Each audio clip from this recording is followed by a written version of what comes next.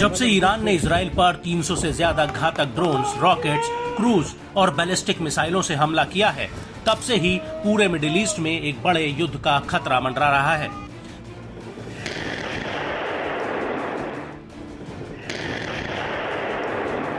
यहां तक कि इस हमले के बाद इजरायली प्रधानमंत्री बेंजामिन नेतन्याहू ऐलान कर चुके हैं कि वो ईरान से सीधे युद्ध की तैयारी कर रहे हैं।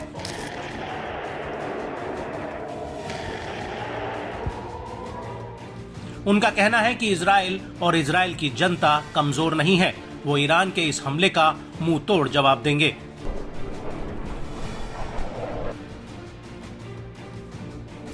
लेकिन इस हमले को लेकर पूरी दुनिया अब दो खेमों में बट गई है। एक तरफ अमेरिका की अगुवाई में पश्चिमी देश इजराइल के साथ खड़े हैं, वहीं दूसरी तरफ कुछ अरब देश ईरान के साथ हैं। लेकिन इस पूरे झगड़े में रूस और चीन ने सीधे सीधे मिडिल ईस्ट में बढ़ती अस्थिरता का ठीकरा पश्चिमी देशों पर फोड़ा है।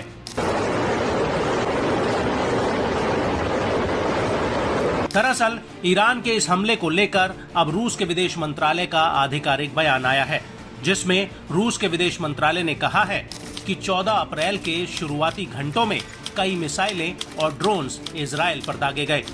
ईरानी विदेश मंत्रालय के मुताबिक ये हमला संयुक्त राष्ट्र के चार्टर के अनुच्छेद 51 के तहत किया गया था, जो इलाके में ईरानी टारगेट्स पर हुए हमले के जवाब में था। 1 अप्रैल को दमिश्क में ईरानी दूतावास पर हमला हुआ था, जिसकी हमारे देश ने कड़ी निंदा की थी।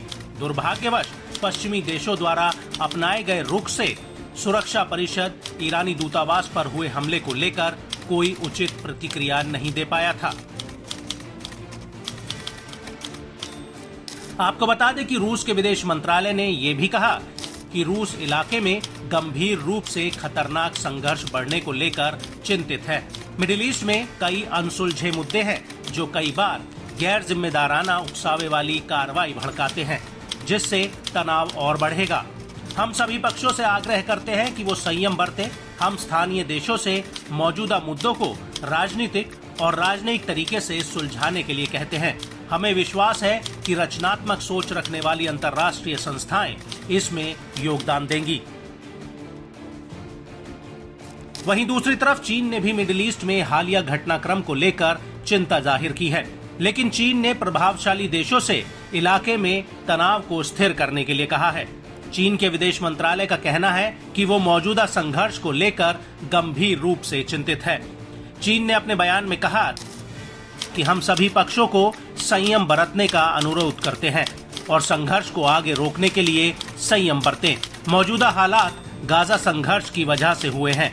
संयुक्त राष्ट्र सुरक्षा परिषद के रेजोल्यूशन 2728 को लागू करने में अब देरी नहीं होनी चाहिए और अब संघर्ष जरूर खत्म होना चाहिए। चीन अंतर्राष्ट्रीय समुदाय विशेषकर प्रभावशाली देशों से अनुरोध करता है कि वो इलाके में शांति और स्थिरता स्थापित करने में रचनात्मक भूमिका अदा करें।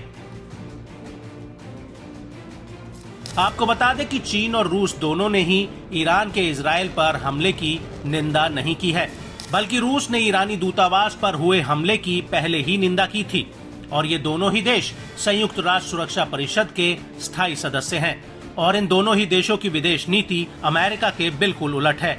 और ईरानी हमले से पहले अमेरिकी राष्ट्रपति जो बाइडेन ने ऐलान किया था कि वो इजराइल को लोहे का सुरक्षा कवच दे रहे हैं।